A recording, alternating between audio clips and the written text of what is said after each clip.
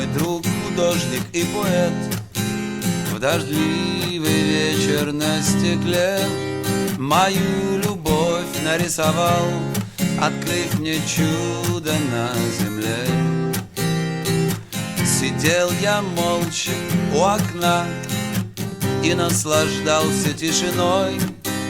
Моя любовь